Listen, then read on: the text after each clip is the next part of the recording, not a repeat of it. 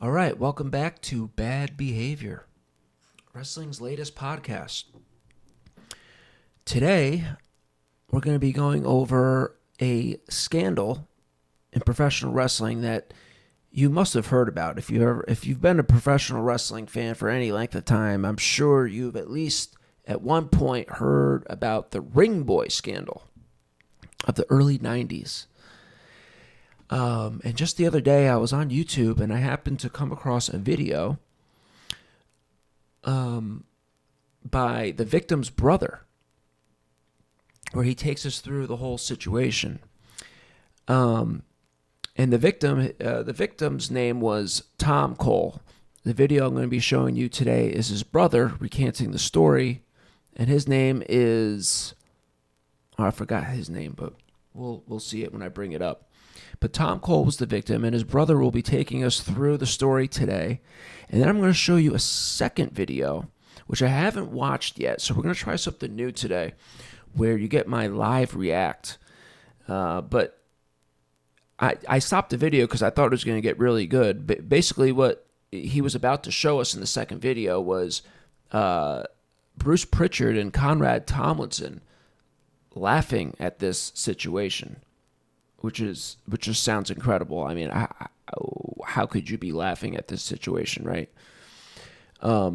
So that's what we're going to be getting into today. Okay, so without further ado, I think I have everything set up here. So let me close this down. No, you got to go down.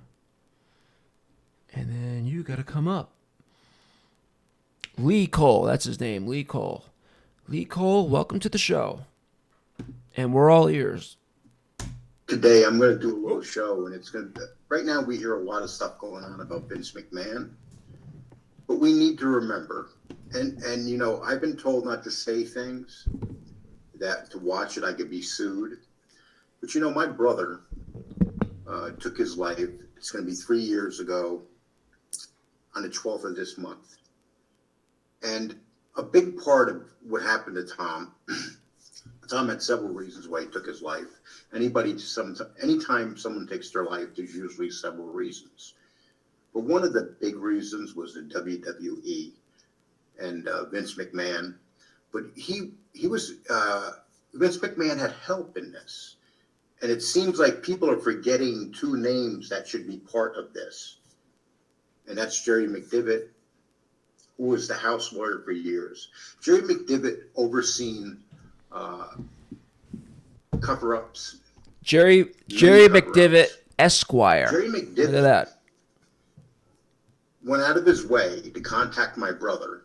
After my brother was not even talking to the WWE. He had his life. He had moved on to a new life with his wife. He just had 2 children born. He was happy. He had Look at this suit. And he was living in Hopewell Junction. You can just tell he's a bad guy. And then Jerry McDevitt called him around the 2010 because Linda McMahon was running for the Senate. And Jerry McDevitt started playing the friend part. Okay, so he's setting up the story. So he's talking about, this is the in-house lawyer, Jerry McDevitt, Esquire, with his bad suit and this bad haircut. And Linda McMahon, and how they're culpable in covering up this crazy story. Now, I have some time codes here, so I'm going to cut to where he gets into the actual story, okay? So to bring you up to speed here, okay? So we're going to go to 4 minutes, and I believe this is where he shows a news broadcast. So let's get into that. I think I'm going to have to raise the volume for this because they pretty much. It's very Let me low. play this video to give you an idea. Then I'm going to explain this video. I might stop it while it's playing, but I would like you to see this. 22-year-old Tom Cole was hired as a ring boy for the World Wrestling Federation when he was 13 years old. For the next 3 years, he says he was sexually abused by his supervisor, Mel Phillips, who Cole says has a foot fetish.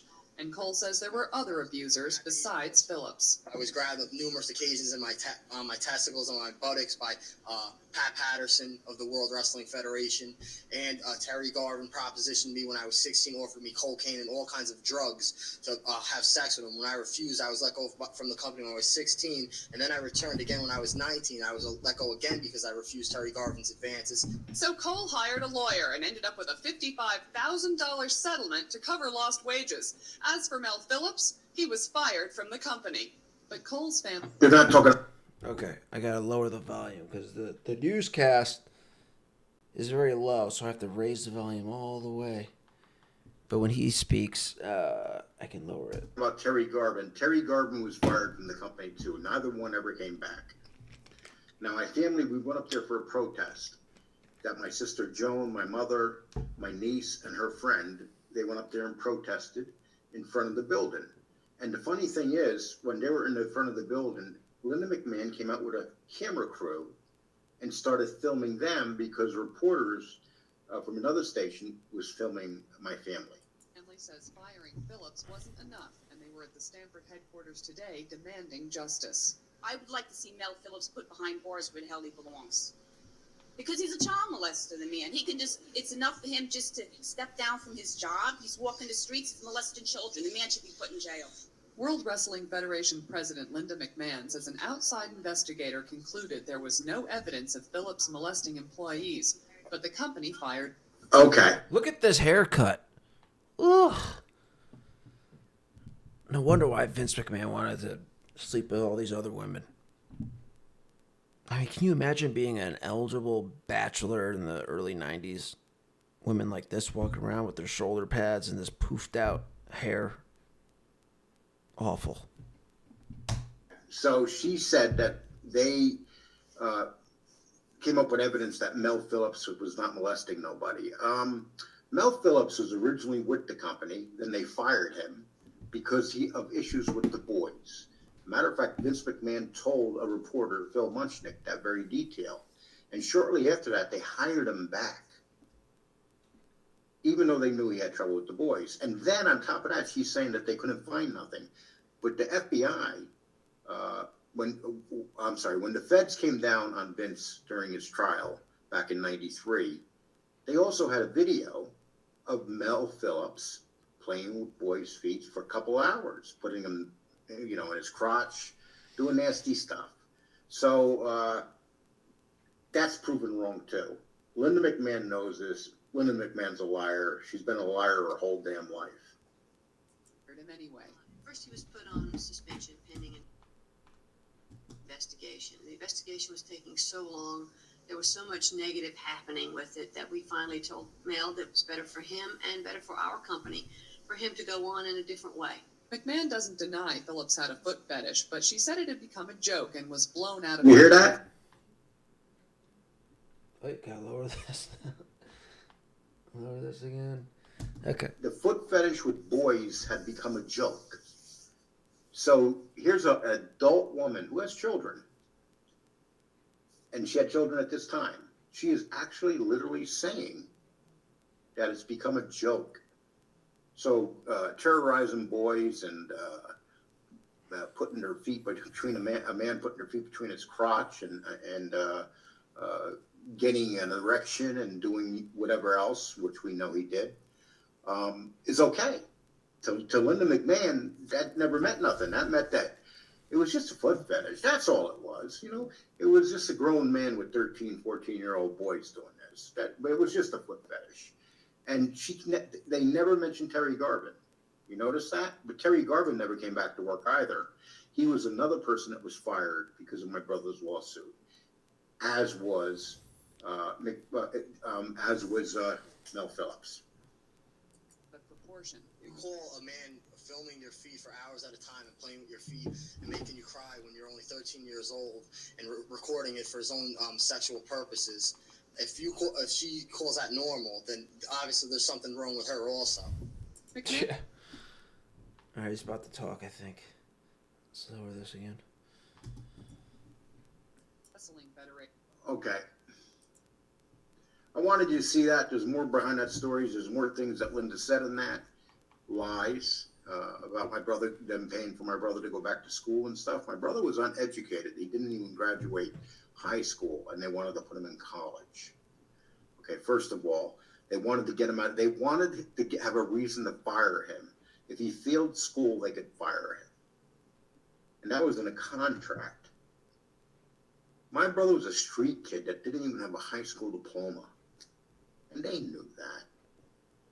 You know, every step of the way, they did what they had to do to bring my brother in, have my brother tell them as much as they can about who's involved in this. And then after that, they move on. They get rid of my brother. My brother comes out, tells them what happens. Tom wanted to leave the building when there was one contract that they wanted him to sign. He refused. He said he was done signing stuff. And they locked him in the building. And he had to go downstairs by security and make a scene. Entrapment. In order for them to let him out of the building. And that was Linda McMahon telling them not to let Tom leave the building. And that is in the second lawsuit. So this is stuff that happened. And also, when my brother hung himself, this was his family, 3 beautiful daughters, a beautiful wife. They had their animals. They had a beautiful house in Hopewell Junction. I mean, they had a great life. My brother had a great job. And then out of the blue, Sherry McDivitt has to call him and play his friend. What kind of lawyer calls somebody like that and wants to be his friend? Right out of the blue. And Linda McMahon, you called him and you talked to him too. You both sent them emails also. That stuff's in Tom's computer. So you can't say that's not true. So you contacted him through email, you contacted him through text, and you contacted him through phone. So you guys are very complicit in that, and you're very complicit in many other. I'm not going to talk about all these other scandals that went on, but Jerry McDivitt was always there covering these things up. You know, it's one thing being a lawyer, but when you go above and beyond being a lawyer, like Jerry McDivitt did with my brother, it changes everything. Especially when you call up to be something and want to make Tom your friend, to keep him close. This is what you're dealing with, people. These are not very good people. I have to be careful what I say from this point on because of things going on in other places with this. But I'm going to be talking about the complicity of this because Good. there are so many people that were complicit in the cover-up. But Linda McMahon and Jerry McDivitt were the main culprits. And eventually it became the children when they came into the company. They started being part of the cover-up. The McMahons, they're like a crime family. I have a mob channel. My wrestling channel is small. You know, this is going to come out of my wrestling channel. I may put it on my mob channel. My mob channel is getting quite large. I get 20, 30. I like this guy. And I like mob stuff, so I you know what? I'll probably give his mob channel a look. 30, 40,000 views a day on that channel. There's just something about this guy I like. So yeah, I'm gonna go check out his mob channel too. And we worked hard to get there. But this I'm going to put out on the wrestling channel because, unfortunately, the wrestling sheets won't write about stuff unless you talk about wrestling.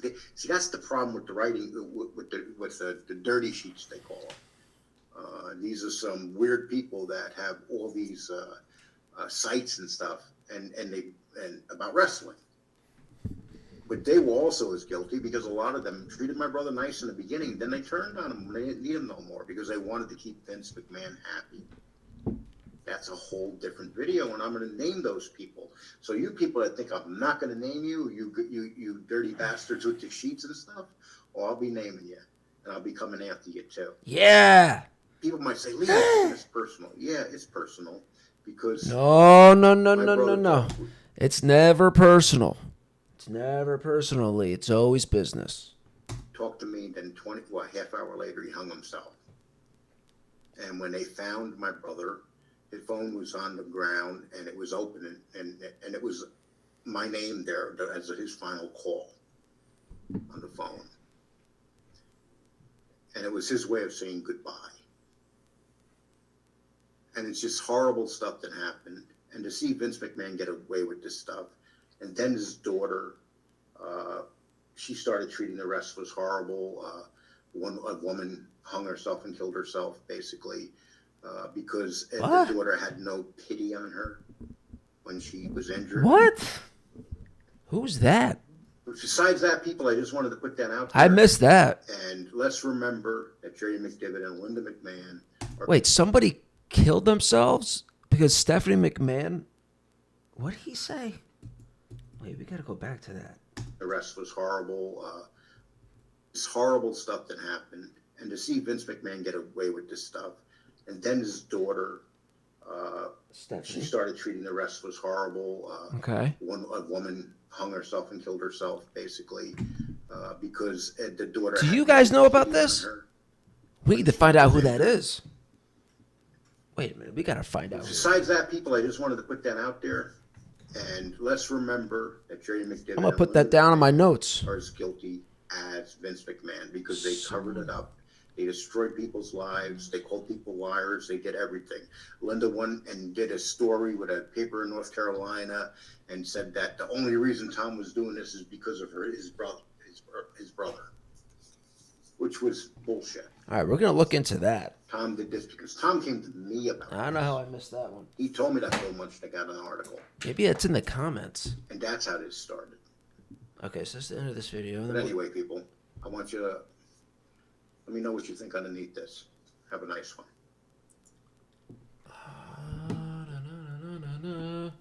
I'm just going to breeze through the comments here real quick to see if anybody picked up on that. I don't know of any... Wait, was it a guy wrestler or was it one of the females who hung themselves because of Stephanie?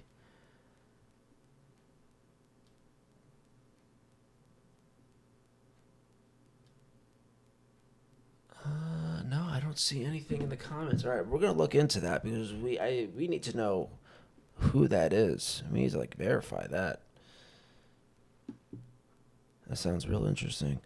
Oh, Mike Francesa. Sorry, Mike. We'll listen to you later. Right now, we're doing business. Taking care of business here. Covering the dirty world of professional wrestling. Okay, so now here's the second video I wanted to show you. And this was the video that I wanted to do a live react to. Okay, so I'll do the setup and then we'll jump forward to where he gets into the podcast, where apparently Bruce Pritchard and Conrad Tomlinson are going to be laughing at this whole story, which just sounds ridiculous, right? So, listen, I appreciate everything that's been going on. My channel has been going viral now for a couple days. Last 3 videos are well over 20,000 views. I like to thank you. The last video I put up is still viral and still moving. So a lot of people really want to know the facts of this story, and you're not getting a lot of the facts. You're not going to get the facts really from the wrestling sheets or most reporters because they don't want to give you the facts. So I'm here to give you the facts. Especially, I've heard a lot of people say, what is this Vince McMahon thing about? What is this whole thing with the Ring Boys and stuff?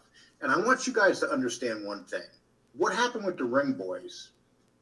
We're talking 13, 14-year-old boys that were plucked off the street from bad families and passed around like potato chips. I hate to be that blunt, but that's basically what it was. Passed around like potato chips. I'm not going to get too much into that. I'm going to play an audio from Bruce Pritchard. Here we go. I call him Vince McMahon's lapdog. Yep. And I'm going to show you what he said about me. Sounds right. And this was a couple of years ago. I believe it. 4 years ago, he said, 3 years ago, he said in one of his podcasts, to give you an idea what these people were trying to lay on my lap because of my brother. See, what they, when you go after the WWE, what they do is they try to destroy people. So they look for the weakest part of your life. At that time, I was a criminal. I had a record. I was a wanted felon.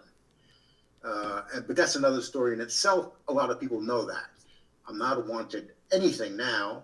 I have a very successful mob podcast called Lee Call 3 Mob Podcast on YouTube. You're more than welcome to go sub there. Much bigger than this channel. But this channel is growing, so I'm going to start spending a lot more time on the wrestling channel. And I'm going to give you guys details that are being kept from you. All you hear is all these things, these lawsuits, sex lawsuits and everything. But that's nothing, people. We're talking about children. That's what we're talking about. This is something that was forgotten about a long time ago. Vince McMahon has always gotten away with everything. This time, though, he's probably not going to get away because his family wants him out of the way. It's because now there's a big battle going on for all the money. Vince is getting older, sick, may have dementia or some form of dementia. But anyway, so just so you do know, the article that came out this is March of 1992, was called Sex Lies in the WWF. And it was a fantastic article by Phil Muchnick. And now that name, Phil Muchnick, is very important because the WWE, when they were going after Phil Muchnick, and they basically sued him, so he couldn't talk no more about this. And what they did in that lawsuit, they tried to tie me to Phil Muchnick. I spoke to Phil Muchnick a few times on the phone. Nice guy. Never met him, though. It was a lie. What they did is they went after to assassinate the character of Phil Muchnick and the character of me. I was a hell of a character, though. I can understand them going after me. Phil was just a good reporter doing his job. And this was a huge article. People that's how big it was. Look, that was the front page. This was a 4-page article. Wow. That came out in March of 1992. I'm going to put the link underneath this video so you guys can read this too. And if you pull this up, you can read the whole story from back in March of 92. And it was called Sex Lies in the WWF. And there's, let me show you, there's one page right there. That's huge. And then Vince spinning out of control. Okay, so I just wanted you to see that.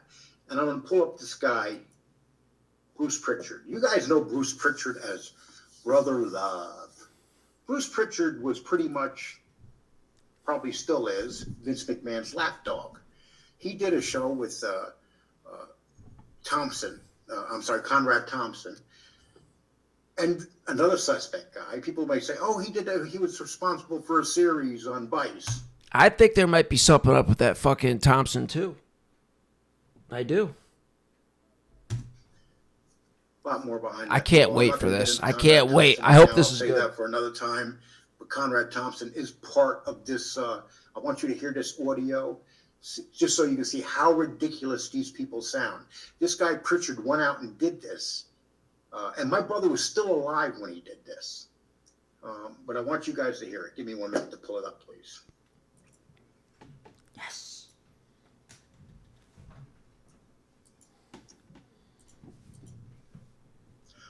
Okay. So this is this was Bruce Pritchard. I did this video on my channel 4 years ago. And this is Bruce Pritchard shoots on WWF Ring Boy Scandal. So basically, he's not shooting on it. What he's trying to do is make everybody look guilty except Vince McMahon. He's lapdogging for Vince McMahon. I want you to hear this, people, and then we'll talk about it. Stating that things weren't true about his brother, who at the time was going on several radio stations making claims. Now, his brother is named Lee Cole. Just so you know, I'm Lee Cole, and right now they're about to talk about me. And Tom Cole would say in this suit that he didn't want to sign it, but finally did because Titan wouldn't allow him to leave a room until he signed it. And he's essentially claiming that he was falsely imprisoned. My brother was locked into Titan Towers, and they would not let him leave because he wouldn't sign some documents. Tom was tired of signing documents, wanted out of the building, and Linda McMahon would not told security downstairs not to let him leave. And you hear Conrad Thompson laughing about it, like it's a big joke. You hear them laughing? They think this is a joke. Here's what happened with the false imprisonment. I didn't hear him laugh. With Linda McMahon. He was asked to sign documents. and it was basically to get people off that were originally people like Pat Patterson, and to get them back into the company. And the first time he did that, that was fine. But what happened is they kept putting papers in front of him continuously to sign. Finally, he told them that he would not sign any more We went over the papers. story of the And he first got up to on the leave. first They video. locked him in the building and wouldn't let him leave. And they told the security guard downstairs not to let him leave. So that's why that was said in the lawsuit. And this guy is totally talking about it wrong. He doesn't even know what he's saying. Either he's stupid and doesn't know what he's saying, or he's just a liar. I think it's both. When it comes to Bruce Pritchard, I'm going to say he's stupid. Because Bruce, I've been waiting 4 years to bring this up on you, and now's the time. You've been Vince McMahon's lackey. You know what this man has done. Everybody in that building, everybody in the organization, everybody always knows how devious and evil Vince McMahon is. And you knew too, but you chose just to stay on his good side to be his lapdog.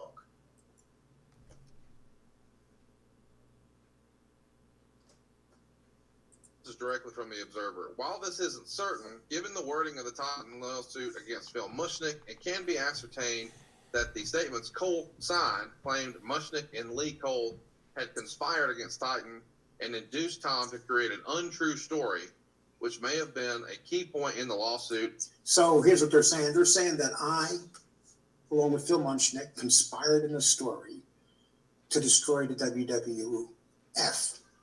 First of all, I did not ever... Think about that, people. The WWF, at that time the WWF, now the WWE, they were trying to say that I was involved with Phil Mushnick, who wrote this story I showed you, and that we were conspiring to destroy the WWE together. I never met the man anywhere but on the phone. I never personally met him. When they were suing him, I had to go in and do a deposition for his lawyers, but I never met him. Never meet Phil Mushnick until the very end, when he was being sued, and they wanted me to go in and give a deposition to Phil Mushnick's lawyer. What they did is the WWE decided to sue Phil, not because they had a case, but they wanted to stop the case. That's typical thing that's done, is when people want to stop some information to get out, this is what they do. Phil Mushnick was a good man, and he didn't have a hard-on for the company.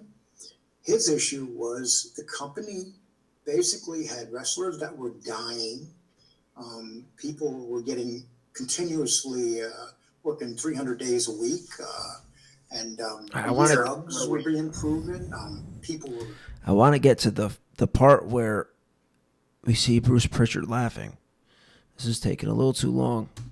On TV, they were degrading women. They were degrading homosexuals. They were degrading everybody in their skits. That's what Phil Mushnick was talking. I guess I've learned my lesson. We gotta. I don't think I can do the live reacts. I think I have to watch, unless it's like a short clip. And I know it's a short clip. This is a longer video, so I apologize for not pre-watching this. I thought we were gonna get right into the juicy part of this, which would be Bruce Pritchard laughing at the situation. Talking about it was never about wanting to destroy business. It was the way that Vince McMahon was putting perversion into his business. Okay. Against Mushnick. Man, there's so much meat on the bone here. Where Phil Mushnick, who was probably public enemy number one against Vince McMahon, you guys at Titan had some reason to believe that Tom Cole's brother, Lee, was in cahoots with Phil Mushnick. Did you ever hear that? Well, I don't think that there would have been anything if they didn't have any evidence to that, to that fact. So, Okay, Conrad Thompson, they had no evidence. They had no evidence because it wasn't true. And there you are, lapdogging for Pritchard. See, this is when you're dealing with these people in the wrestling world, they're some of the worst people that you could deal with. They really are. And I'm talking about the guys that have these sheets, these dirty sheets, and they have these magazines or shows or podcasts and stuff. Some of them are real slimy. They had no evidence, absolutely no evidence that myself was in cahoots with Vince McMahon. They never sued me. They never came after me. All they did was talk about my past because I had some issues with the law at that time. And they had me arrested. They had my best friend come to Titan Towers and speak to the legal department here. And my friend made them aware that I had a warrant out for my arrest. It was a probation warrant. But what they didn't know at that time is that I paid my restitution a couple of days earlier. But back then, it was 1993 or the end of 92. And back then, you have to remember, they didn't have a computer systems where they could see it right away. All right, I'm going to fast forward. I want to hear the Bruce Pritchard stuff. He put me on a show the following day. And while I was on the show talking about Vince McMahon, Jerry McDivitt sent a letter to them stating that I'm to get off the air right away, that I'm a con man, a fraud. And Curtis Lewa told him to go to hell and kept me on. That's what happened there. So kudos to Curtis Lewa for having the balls to stand up to this company, along with Geraldo Rivera, another guy that they tried to sue and wouldn't back down. Titan Sports, telling Curtis Lewa to get me off the show because they didn't want me there on the show, and they threatened to sue Curtis Lewa. So what Curtis Lewa did was basically say on the air that he's being threatened and he's going to continue doing the show. Really speak on it, but there was an awful lot of coercing on Phil Mushnick's part. Same thing, trying to get people to give him information and say anything about Vince McMahon and Titan Sports. For whatever reason, Phil Mushnick just hated Vince and hated the company. Listen to what this guy's saying. Phil Mushnick went and researched the story about the WWE. Everything he put up was legit. And here you got Bruce Pritchard saying that Phil Mushnick had something against them and Phil Mushnick did wrong. And here's Pritchard. He doesn't know shit about that time. I don't remember seeing him. I was there. I don't even know if he was with the company at that time, but if he was running around as a clown named Brother Love.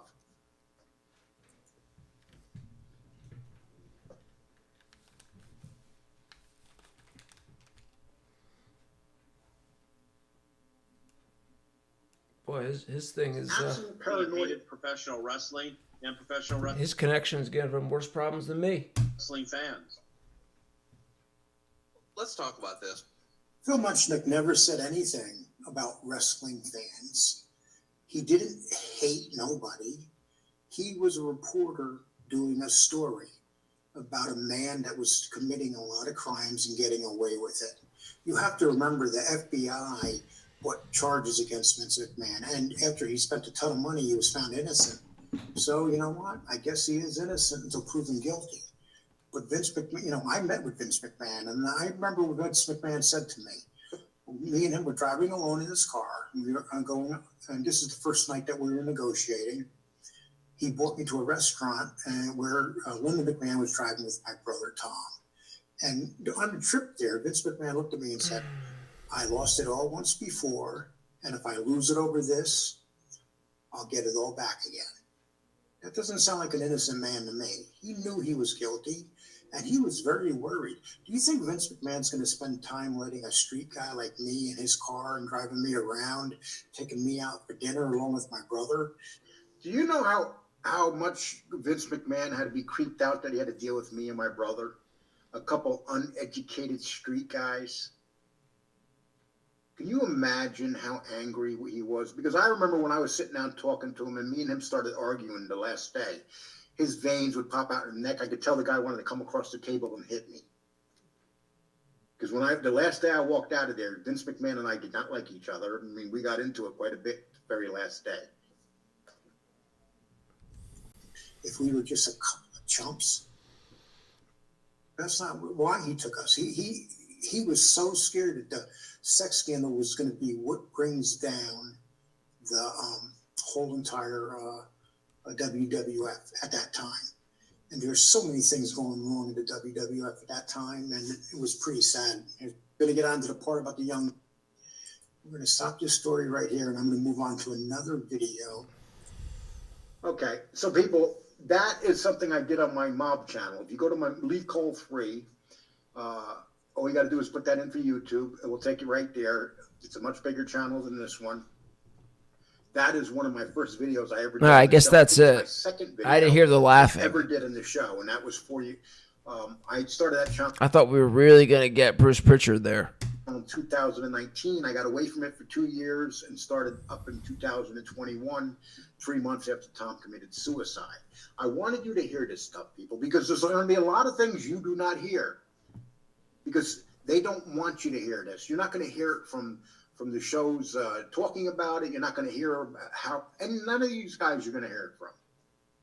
So what I'm going to do is I'm going to come on here as much as I can, and I'm going to show you stuff that you have never seen before. Now, I've always had evidence on them that I held back because I never trusted anybody. I'll give you an example. There was a book written last year. It was about Vince McMahon. But the guy that wrote the book wound up turning it into a political book. So the book failed.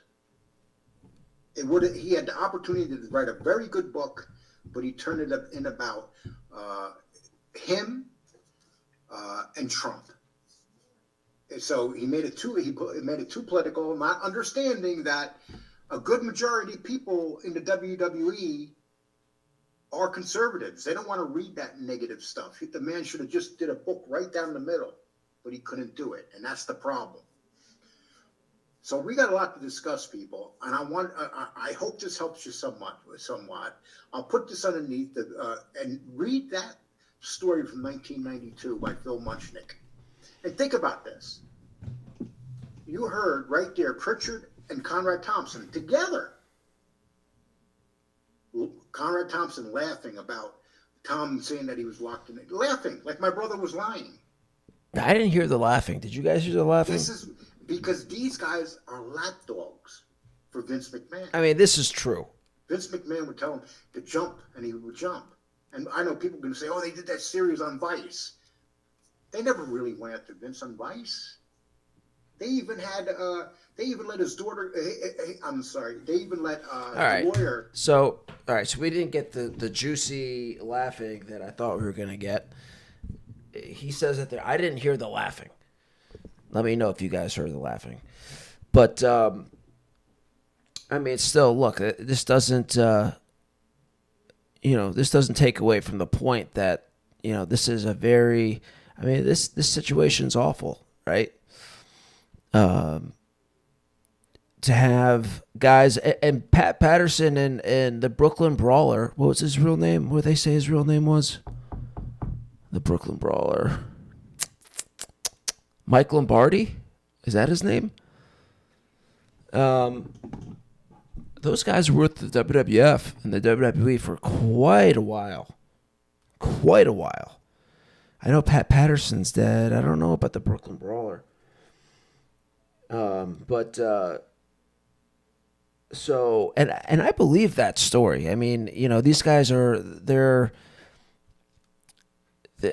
think this is why I believe the stories, because they're known homosexuals. Both Patterson and the Brooklyn Brawler, both known homosexuals.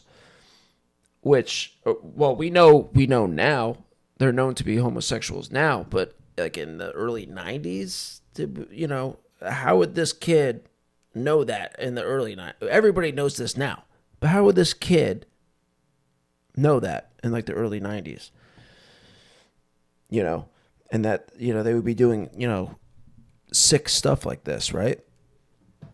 So I believe the whole story. Obviously, there's something here, right? But it just goes to show you, and then for them to cover it up and then try to do all these pay for this guy's college when he explained that he didn't even have a high school education. He was a street kid. And for them to, And then when Linda was running for the Senate to try to like get him back on his side so he wouldn't come out and affect her Senate thing, it's like it's just one thing after another with these people. I mean, it's one thing for them to do what they did, Pat Patterson and the Brooklyn Brawler and who was the other guy? Terry Garvin. It's one thing for them to do it, and then for all the other stuff on top of it, lying and trying to cover it up and try to sweeten things up, it's just so professional wrestling. And, so we didn't get the juicy laughing, but still, it's a good symbolic story that really encapsulates what the world of wrestling is like for real. So, all right, that's it for today. I hope you enjoyed that, or at least learned a little something. And I'm thinking about maybe filming another episode tonight or maybe tomorrow on some other things. I don't know. We'll see. We'll see what I cover next time. Who knows? But thanks for watching, and catch you next time.